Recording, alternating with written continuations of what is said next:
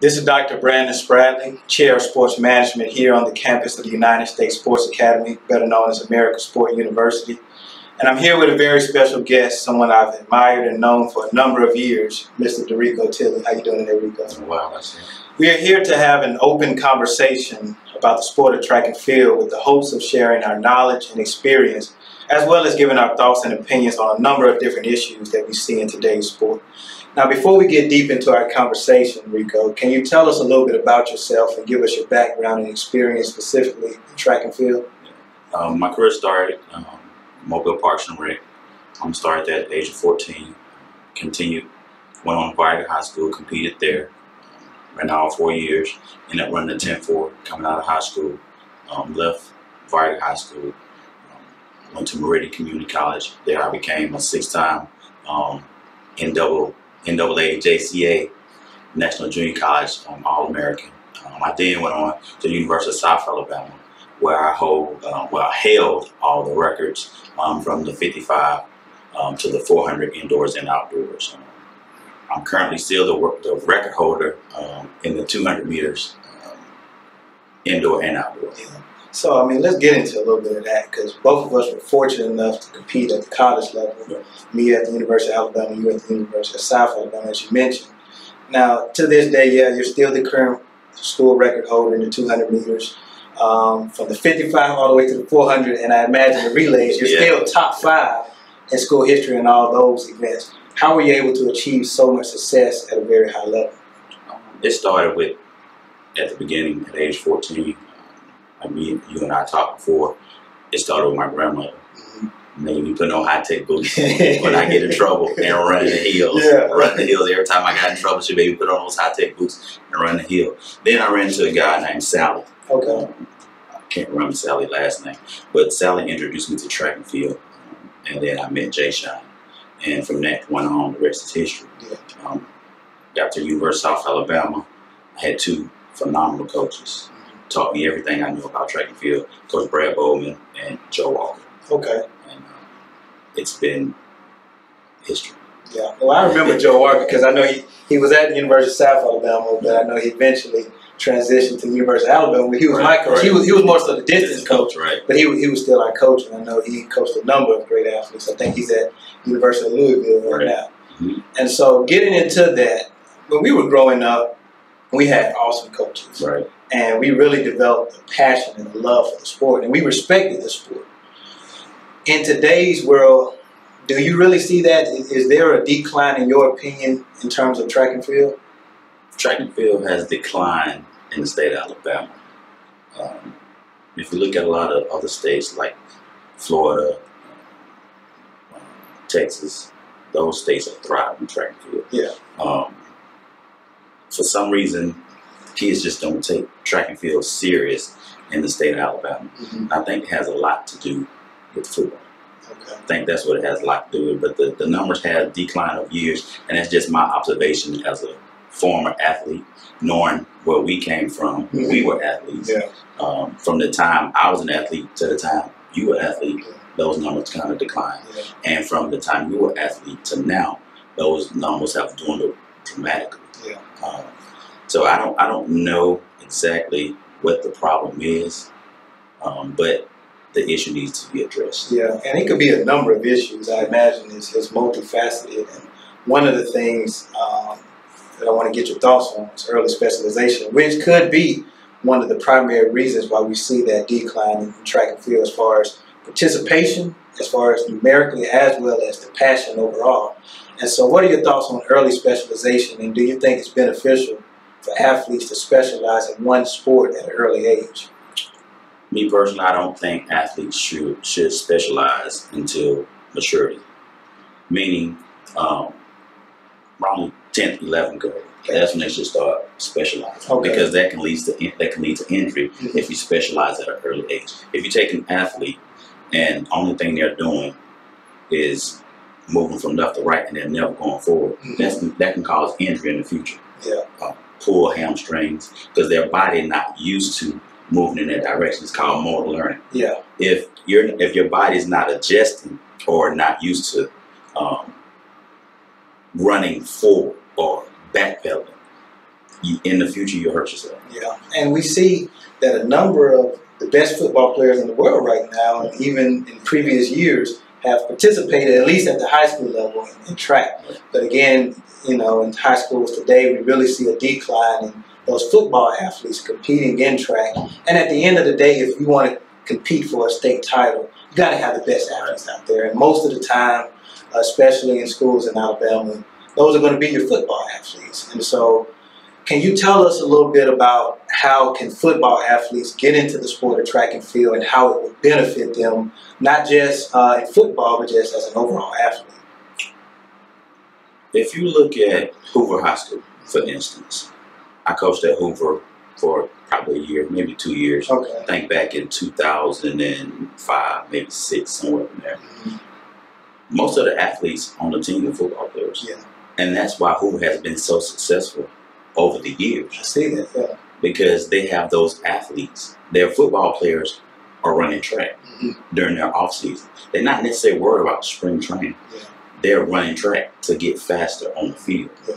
And that carry over to them going into spring training, they're already fit. Yeah. But I do think football hinders the athlete. And because a lot of coaches hold positions over the athlete's head. If you don't come to spring training, or if you don't get in this weight room and lift, you're not going to start. Yeah. Or if you go out of town this week, you're not going to start. I saw it when I was coaching at Oak Mountain. Holding positions over the athlete's head. I had to go in and have a talk with the head coach at the time. And, just plead with him, allow me to work with your athletes. I promise you, those guys will be better. Yeah. And to make a long story short, those guys got better. Yeah. And you mentioned some of them even went on to run in college. They didn't play football in college. They ended up running track. Yeah. A lot of football coaches tell athletes the dream of, you go play on Saturdays. Everybody's not built to play on Saturdays. And if you sell the kids these dreams, coaches are doing the athletes a disservice because they're making the athletes specialize in football, but not allow them to explore other opportunities like track or soccer. Yes. During the spring season, and they're hurting the athletes. And then in the long run, in our community, the statistics of the athlete dropping out of school is very high because those athletes go on to college and they realize I don't want to play in college. Yeah. And they're back on the street because they lose their scholarship because they're not attending class and they're not prepared to train morning, noon, and night. Yeah. And it's a whole nother level. And we both know this. It's a whole nother level when you get into competing at the college level. And this is just with track. Right. Now, I know with some of the large institutions, I mean, you're a D1 football player. It's pretty much, you're going to spend hours, whether you're watching film, whether you're practicing, whether you're preparing for practice or competition. It's a number of different things you have to do. So a lot of times athletes aren't ready mentally and emotionally to put and invest that much in. And I know you mentioned with the coaches, a lot of the coaches are holding these positions on their head, and it's kind of a little peer pressure. You get it from the parents too. But I know when I was an athlete, I made my own decision when I was in the 10th grade. My dad started me in 3 sports, football, track, and basketball. Obviously, I love track the best. But I made the decision on my own. It wasn't from any influence from my dad or any coaches that, hey, track and field is my best opportunity to go on to the next level. And I'm just going to specialize in that one sport. But I made my own decision. And I can say that football and basketball, participating in those sports growing up, helped me be an overall athlete. I think competing in different sports make you a better athlete when you decide to specialize. Yeah. Because if you just lock yourself down at an early age, you only know one sport. Yeah. You don't allow yourself to grow and become a great athlete. You become a subpar athlete. Yeah. Whereas you can do multiple events, multiple sports, and be a great athlete. Yeah. If you look at the NFL, like we mentioned earlier, a lot of those athletes in the NFL have ran track. Yeah. Participate, shot put, linemen, shot put, receivers, jumps. Yeah. the 100 meters, 200 meters. Those athletes have competed in various disciplines in the sport. Yeah, and that's the beautiful thing about track. That's why I love track so much. It's an event for everyone. Right.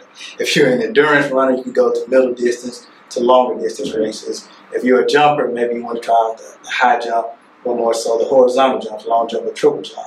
If you're a power athlete and you're focusing on, upper body strength, you can do the shot put. Right. And so it's so many events. And I remember, a guy messaged me on Facebook and he wanted our opinion because he was like, hey, to me, the best event in track and field was the 100 meters. And so he kind of tagged us on Facebook, and because at least he got our thoughts. Some people just make their opinion. All right, this is what I believe. But he wanted a track and field perspective. And I was like, you really can't say one event is better than the other because all of them are great in their own respect.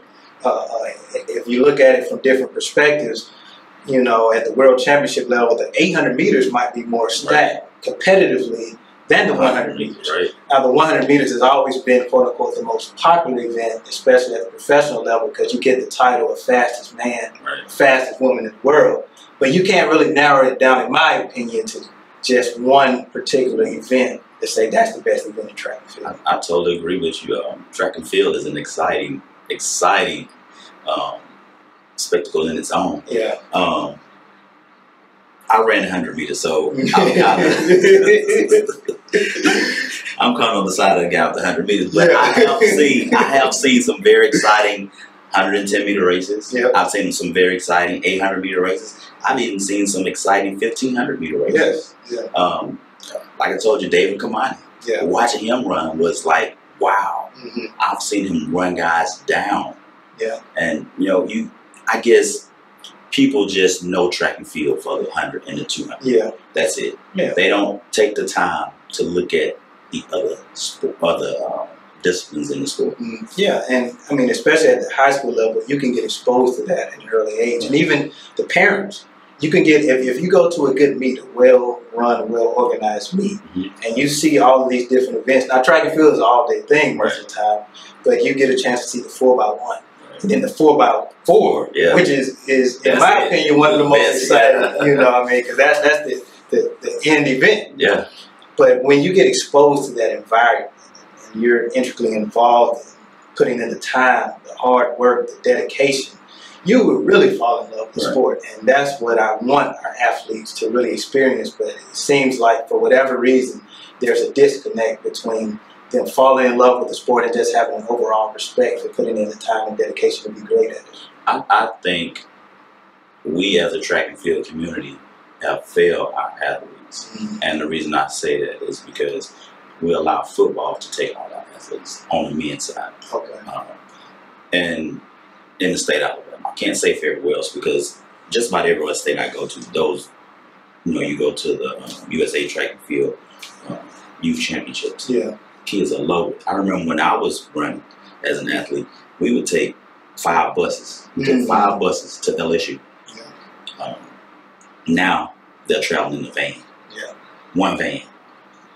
So I think us, the track and field community, the old heads, we have failed our kids because we're not out like Sally and your dad and a couple of other Jay and a couple of other people who were diehard track fans. Yeah. And they went out and they got the kids. They made us run. Yeah. And I mean, you mentioned, Jay Julius' side. He went to the University of Alabama. Okay. My dad, it was Tuskegee Institute at the time, but Tuskegee University. He ran track there. But when you saw those guys like Curtis Horton, he was a Hall of Fame coach in multiple sports. But he was our track and field coach, and that really was his best sport in terms of coaching. But you gained the respect for the sport because of those guys, because they were like fatherly figures, and even for some of the female coaches, motherly figures who, if you were a disadvantaged youth and you're coming into that environment, you're looking up to those and you're going to listen to everything that they're going to say. I think those coaches, they took the time to educate us on the sport. Like your dad again, I was a young coach at Meridian, where I was a young athlete wanting to coach. Okay. And your dad just started Pritchard City, Port City Track Club. And I think you go to the Port. But I came over and I was under your dad every week. Yeah, I remember that. So I learned a lot of my techniques and coaching tactics from your dad. Yeah. From Jay, from Sally. And then went on to Coach Bowden, where I even gained more knowledge on coaching track and field. And what I see now is the lack of compassion for the sport with the coaches that are coaching now. Because these coaches, they don't want to go and further their education when it comes to track and field. What these coaches are doing now, from what I've seen, they want to have a meet on Wednesday. They don't want to, on Thursday, whatever day the track meet is, they don't want to compete on Saturday. And they just don't have that rapport with the kids to have those kids come out and compete. Yeah. But I think if you build a rapport with the kids, you have that strong relationship with those kids, you can get the kids to come out. Yeah. And so obviously mentorship in anything, but in terms of what we're talking about with track and field, mentorship as far as coaching is a big deal. And I know you're president of the Speed Institute, and your purpose, specifically in the state of Alabama, is to develop middle school and high school coaches, give them the education. Because a lot of times, a football coach at the high school level can be put over the track team, and they really don't know anything about track. So can you tell us a little bit about what you do with the Speed Institute? The Speed Institute is designed to help educate coaches on proper coaching techniques. I've had coaches, have kids set blocks side by side, side by side. Coaches don't know anything about drive phase, transitional phase, lift phase. Don't know anything about how the central nervous system play a huge part of the training process. They don't know plyometrics. They don't know the purpose of plyometrics. So it's like I say, we as a community have failed the athletes. So I feel if we can come in and help educate those coaches, we can give back to those athletes and help the athletes and the coaches better understand the sport. I completely agree, and I'm 100% behind your mission and your purpose of what you're doing with the Speed Institute. Now let's get a little bit about, because I know part of what we want to talk about is really the influence of track and field that it can have on football athletes. And I know a lot of people come up to me because I'm a track guy, and they ask me, what's the difference between football speed and track speed? And I'm sure a lot of people ask you that as well. And in my opinion, fast is fast. So if you got a guy like Bo Jackson, Deion Sanders, Randy Moss, I didn't know Randy Moss ran track until I saw the 30 for 30. Ran University. And I'm like, oh, Randy! I saw a clip of him running track, and I'm pretty sure he was real fast. But you got a guy now who plays for the Kansas City Chiefs. His name is Derico Tilley. Now he's legit fast. I don't care if you put him on the track or you put him on the field. He's fast. But one of the things that kind of irked me a little bit was when Kansas City was playing, and the commentators, what they did was his personal best, and I don't know what condition, I don't know if it was wind aided or not, but his personal best is 20.14, which is very fast at 200 meters. But they put like a little marker in the 2016 Olympic 200 meters with Usain Bolt and some of the other fastest people in that respective event. And, they kind of had it going along and him running the race with them. And they say, okay, because this is his personal best, he would have placed 6th in the Olympics in the 2016. And the reason why that irked me is because they don't understand the environment, the conditions. They don't understand that was probably their third race, their third round running. And I believe, and Usain Bolt was older at this time. His personal best is 1919 world record. But I think in that race in 2016, he ran 1978. And so that's still fast, obviously. But in your opinion, what is the main difference between football speed or being successful with football speed and being successful in terms of track? To me, is no comparison. Different people have different opinions. Let's take apples to apples. You take your fastest NFL player, you put him up against the fastest athlete, track and field athlete. That track and field athlete will run away from that football player all day long. You take a college athlete, college football player. That college track athlete is going to run away from that football player all day long. And in some instances, that college athlete will outrun the NFL player. I completely agree. Because if you take Coleman and put him up against the guy from the Chiefs, Coleman gonna run away. Yeah, all day. And I mean, I think he was still at the University of Tennessee, and it wasn't in the combine or anything, but he ran a 40. And he ran 4.12. Right. And people are like, oh. Yeah. And he's the current. He broke Maurice Green's world record in the 60s. He ran 6.34. Right. That's blazing speed. Right. He's ran sub 9.8. And so I don't like when it's compared. Yeah, there's no comparison. Yeah, I mean, in football, and don't get me wrong, you have to be successful in the sport you're playing in. And so in football, you have to be quick. You got to have agility, and you have to be able to make quick decisions in small areas. Tyreek Hill may be the fastest guy in the NFL, one of the fastest guys, but Julian Edelman for the Patriots could be looked at as a better overall wide receiver in terms of the situations that he puts his team in. He won the MVP of the Super Bowl. But he's not as near as fast as Tyreek Hill. Right. People have to understand in track and field, it's not just about developing the speed or building the speed, reaching maximum speed. It's about maintaining that speed. Right. And so if you reach maximum speed at 60 meters, 30 meters, and you're going into your phases with 60 meters, how long can you maintain your start accelerating in another 10, 20 meters? Actually, yes. And so people don't realize that. Right. It's not the person who accelerates the fastest, it's the person who decelerates the least. And so for me, track and field all day, every day. And don't get me wrong, if we line people up in the 40, you're not going to blow nobody out in the 40 if everybody's fast. That's too short of a race. But the shortest race outdoors, 100 meters, and everybody who's ever ran 100 meters know that even though it's the shortest race, you have to be patient. Right. And so can you get a little bit into that, because you were a 100-meter specialist? I know you went up to the 400 as well.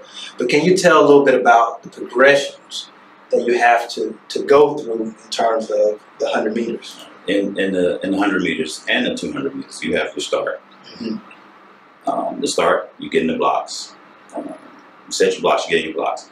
Then you go to your drive phase. Drive phase is anywhere between 25, 30 meters. Yeah. I pretty much drove for 25 meters. Mm-hmm. You get to your transitional phase. Transitional phase is when you gradually come up. I use the analogy with my athletes. It's like an airplane taking off. Okay. You running down the runway and you gradually come up. Mm-hmm. Once you go through the transitional phase, you have your lift phase. Mm-hmm. And your lift phase is when you up, body in the right position, you coming up, legs at 90 degrees, and you snatching the track up under you, and you just top out. Yeah. And one of the things, and I made this mistake in high school and in college, specifically with the 100 meters, because you'll have a guy who's right beside you who can be quick, and they have an excellent start, and they have a good reaction time to the gun, and they're out a step ahead of you. And immediately in your mind, you're like, I got to catch up. Right. And that's one of the worst mistakes you can make, because at that point, you're shortening up your stride. Right. And you're not going through your phases properly, and what it's going to do is it's going to hurt you in the long run. Right. And so developing that. What that's called is not running your own race. What I try to teach my kids is focus on your lane and your lane only. Look 3 feet in front of you. Yeah. Don't look to the left, don't look to the right. Just because a guy came out the blocks faster than you doesn't mean he's going to beat you. Yeah. I've had guys beat me out the blocks, but at 25, 30 meters, I was past. Yeah. Mm-hmm. I was going through my transitional phase, lifting and running a whole lot faster. And they ended up running like maybe 10.4. Yeah. Me running 10.3, 10.2, somewhere in there. Mm-hmm. So you have to go through those different phases in order to maximize your speed. Yeah. You can't just come out running. Anybody that tells you just come out running, Yeah. And see, that's the thing with track and field. People think it's just running. No. It's much more. It's a difference between sprinting and running. Right. Sprinting is a beautiful thing, but anybody can run. Everybody can't sprint. Yeah, anybody can run. And so, and don't get me wrong. If you have a guy, I would have loved to see Randy Moss or Deion Sanders actually train for track and field. Most of the time, they just came out there and they were a phenomenal athlete, but they never really trained for track and field. But most people don't understand the mechanics of sprinting, don't understand that it takes technique involved in going through different phases. They just think it's going out there, and that's what I think goes back to just the lack of respect in the sport. And that goes back to the coaching. Mm-hmm. If you have coaches that can build a rapport with the athletes and coaches that know exactly what they're talking about, you will have better athletes, the kids will respect the sport a lot more. Yeah. Because if you, let's say, for instance, if you're a teacher, you're an educator, and you come in and you educate me, but you don't know what you're talking about. Yeah. And I've had coaching during the summer with coaches that can tell me how to get in the blocks, but you can't explain to me the purpose of A skip, B skip, A run, and into that. Why would I respect you as a coach? Yeah. I'm going to get into that a little bit because you were a coach and administrator for over 25 years. Yes. And so you have a lot of experience, not just as an athlete, but at the coach and administrative level as well. If an athlete came up to you, say a football player, and they say, I want to get fast. Now that's a very general statement, but they say, I want to get fast. Can you develop me with my running form and help me become an overall better athlete? What is some advice that you could give? Or what are some of the things that you would do in terms of workouts, drills, and exercises that would help that athlete develop their speed? That's a loaded question. That's a lot of that. It would, to me, I don't mind training football players, but I prefer not to. Okay. Simply because they have those bad habits. And bad habits are hard to break. And these guys are expecting miracles in 3 to 4 weeks. Okay. You can make some changes in 3 to 4 weeks when they're preparing for the combine, or they're preparing for their A-day, or whatever day they're preparing for. It's hard to prepare those guys because mentally they're looking at it from a football aspect, which, I understand that. But at the same time, you have to walk everything you learn out of your brain when it comes to running and try to learn something new. And that's why I really never let anyone else coach my kids. Okay. Because I didn't want them to pick up bad habits. So I guess that was me being a dad, not wanting anybody else to teach them bad habits. I wanted them to learn the proper way the first time. So going back to your question about football athletes. Football athletes,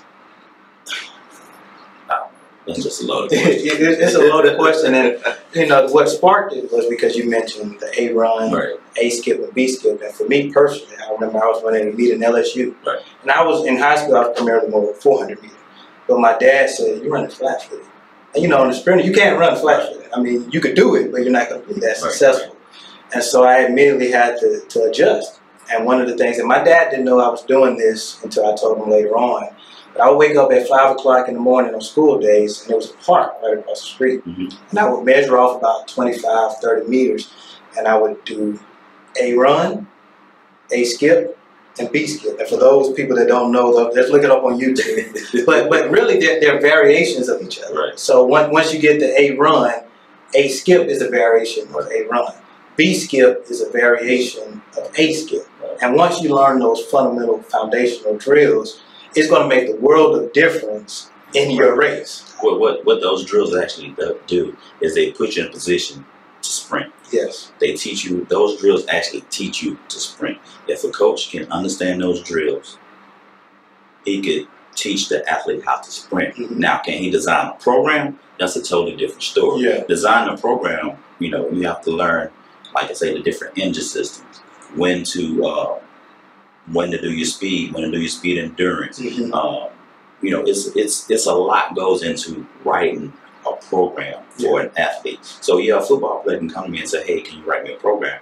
Yes, I can write you a program, but we don't need more than 3 to 4 weeks to maximize your potential. So yes, I would train a football player, but we'll need more than 3 to 4 weeks. You basically need to have a commitment up front, not only from the athlete, but from the coach, because a lot of times football players, they'll go out for track and field, but they have spring training. So they're lifting all these weights, they're doing squats, maxing out, and then they try to come on the track and they're susceptible to injury. We've seen that a number of times. It has to be a commitment. Like you were saying, consistently, Hoover High School is in position to win the boys and the girls state titles. And you see the same thing at the private schools. Most of the best athletes at private schools, and we're talking about the state of Alabama, they participate in track and field. But for whatever reason, the public schools, schools. Yeah. And I'm not calling out all public schools. It's some, yeah. and it depends on the coach. But even just getting that commitment up front, that, hey, this is not going to just benefit the school, it's going to benefit the track team, it's going to benefit the athlete, it's going to benefit the entire program, the entire athletic department. And so getting the best athletes to compete in track and field has really been the issue that has hindered a lot of schools. I totally agree. Track and field, man, it's a very it's a great sport to be a part of. You can take your average Joe and make that average Joe a totally better athlete. Yeah. I've had kids that were, coming out running 54 seconds in the 400. Yeah. I've had the opportunity to get those kids down to at least, 48 seconds. Yeah. And that was being 10th grade. Mm-hmm. So his 11th grade year, he started hitting the 40s, 49, went on to 48. Yeah. And I've had guys, even on the college level, man, come in, guys I had to recruit, come in running 50 points. We got those guys down in 46 seconds. Yeah. So it's all about the coaching, the knowledge, and how you train your athlete. That's what it's all about. Yeah, I love that you explained that, because I remember my old college coach, Harvey Glantz, he used to say, everybody can't win, but everybody can run fast. Because at the end of the day, especially when you go to the college level, you're going to meet some guys who are just athletically more talented than you. But if you know your personal best and you've made improvement, that's good. And you've become a better overall athlete. And that's the beautiful thing about track and field. And long as you don't stay in the same place, say for instance, you come to me, you come in running 47 seconds. The season you coming in, the next year, my expectation for you is to hit 47. Maybe not the first meet, maybe not second, but the third meet, you be back at 47, so we can build on what we gained last year. Yes. So everything is like a building block. Each year is like a building block. So we can make improvements each year. Yeah. I want to switch gears a little bit, and I know, you mentioned David Kamati. he was an awesome athlete, but I know he passed away on the campus of the University of Alabama. But just in your experience with working out with athletes when you were running, who was the best athlete you've ever been around? Not necessarily you've seen, but you've actually been around and had the opportunity to work out with. If you could just pick one person. Oh, I've worked out with. Or not necessarily worked out with, but you were in the team environment with them, and you physically saw them with your eyes. You were there. It's like, this guy is just amazing. Myself. Let me see. That's a tough question. Yeah. I mean, I'll give you a little time to think about it, because for me, it was Karani James. And he's the 2012 Olympic gold medalist in the 400 meters. He won the 2011 World Championships. But I was a senior at the University of Alabama, and he was a 17-year-old freshman. Yeah. And the moment, we all knew he was fast, and he had showed promise in the indoor meets and early outdoor. But it was 2010 SEC Championships, and I believe it was in Knoxville, Tennessee, if I'm not mistaken. And it was a weather delay. And so they had to, when lightning strikes, you basically have to, I don't know if it's 45 minutes an hour, but you basically have to wait that time out. And it was 15 minutes into race time. And I look over there and he's asleep. And so I'm looking around and our trainers, I'm like, man, somebody needs to wake this guy up. But one of the things with Karani, he was always cool, calm, and collected. And even as a 17-year-old freshman, I didn't feel like I had, hey, wait, I'm a senior, I need to wake you up. That wasn't really his style. Really, to be honest, outside of track, we really didn't talk track to him. We just wanted to make him feel comfortable. But he would sleep 15 minutes in the race, and it didn't look like he was worried, but I was worried for him. And he woke up, just kind of stretched, did one of these numbers, and this was a loaded field. You had guys from the University of Florida, Mississippi State University, and he went out there and won SECs and went 45-0-1 at 17 years old. That kid's out. Yeah, and at that point I was like, man, this guy's so amazing. And so obviously he went on a couple years after that to win the Olympics and everything. But he's probably the best athlete I've physically seen with my eyes. Physically, I've seen multitude of athletes competing all over. Yeah. But training wise, I don't recall anybody that was just wow. Yeah. David Kamani, yeah, he was phenomenal. Trained with Kobe, I trained with Miguel, all those guys, Olympic athletes, but they didn't have that killer mentality. Okay. Jermaine Holloway is an athlete that ran at Meridian with me and went on at TCU. They held the 4x1 record, man, to like I think 2006. Yeah. I forgot what year they broke the record. You said TCU, right? Yeah. Yeah, I remember. Yeah, they held it for a while. Doc Patton. I've ran with all those guys. Yeah. Savante, Stringfellow, all those guys. We've competed together. We've trained together. Yeah. So I can't say. Yeah. Well, again, you dropped some of the names of professional athletes, and getting into we're in 2019 now, and it's a World Championship year, and next year it's going to be 2020 Olympics, and those are the years for track and field. You know, every 4 years the Olympics come around, and that's when people start watching track. But every 2 years the World Championship comes, so this is a very important year. And Usain Bolt is officially retired. I don't know if he's going to come out of retirement. I heard he was coming out of retirement. He might do it in 2020. You know, he got some rest, a little recovery in his body. But do you think the sport of track and field can really thrive without a Usain Bolt, that popular athlete? Oh, yeah. Usain Bolt was just the face for his time. Yeah. You know, if you go back in history, we've had Carl Lewis over the years. He was the face. Yeah. We had Dennis Mitchell. We had John Drummond. All those guys have been the face of track and field. Yeah, Michael Johnson. He was the face, 96. Then you had Maurice Green. Yeah. All those guys were the face of track and field. So everybody have their time. Yeah. Now, if Usain Bolt retires, you have Coleman, who's doing extremely well. Yeah. So Coleman may be the next face. Yeah, he could be. And really for me, I'm looking forward to the 400 meters because obviously being that Usain Bolt, and even before he retired, I mean, Wade Van Nurken, the 400 meters guy from South Africa. It was a big surprise, at least in my opinion, that he broke the world record. He ran 43.03. And I know he wants to be the face, but, unfortunately he suffered injury. And so he's coming back now, but the 400 meters is stacked. You got Karani James, you got guys from Bahamas, you got the young guy that just came out of USC, Michael Norman. It's a number of guys. So, I mean, going back to that question, which is the best event, I'm looking for the 400 meters because that's just a loaded field. And, we're not even getting into some of the women events. And I know we're sprinters, so we kind of focus on the 100 to the 400. But, I mean, the middle distance, the distance, 800. Yeah. I want to see what happened with this Semenian lady. Yeah, from South Africa. I want to see what happened with her and, what's going on with her. That's going to be interesting. Yeah. Because if they allow her to run, she'll. Yeah, and I mean, she can go from the 400 to the 1500. Her main event's the 800, but she's an amazing athlete, and I think that has helped track and field because we had consistency. It wasn't just one athlete coming and they're here this Olympic year, but the next year they're gone. Right. Usain Bolt, he really, I mean, obviously he went professional. I'm gonna say 2006, 2007, but he really burst on the scene the 28 Beijing Olympics. And he was there. I mean, he dominated the sport from 2008 to 2016. Even as a young kid, Usain Bolt was doing phenomenal things. Yeah.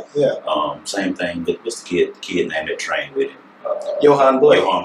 Same thing. They were phenomenal athletes prior to hitting the big scene. Yeah, and even there's a lot of controversy with Justin Gatlin, but he's been around longer than all. Justin Gatlin been around for when I was. Exactly. I remember competing against Justin Gatlin his freshman year, and I was a junior at University of South Alabama. Yeah.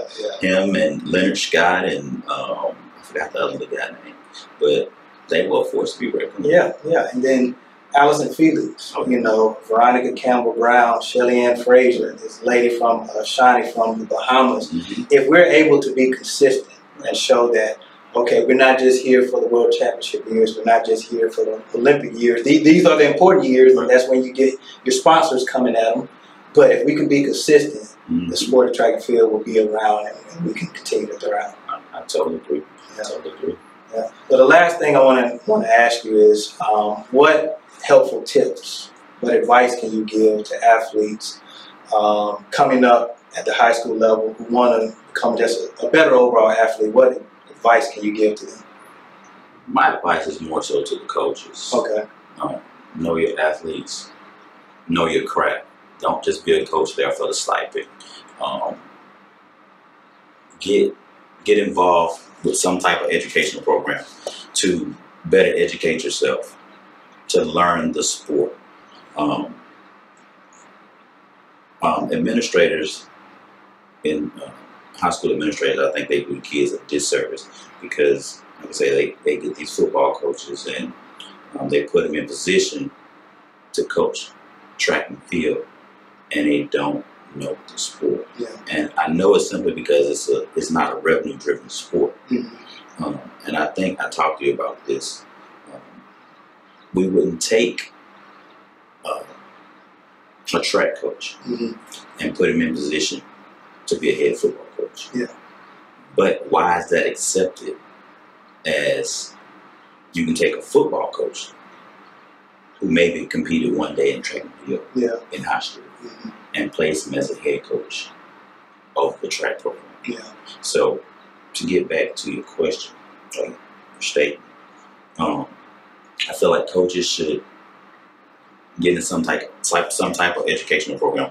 If it's my program, USATF program, AAU program, learn the various disciplines of the sport of track and field to help the athlete become better student athletes in the long run.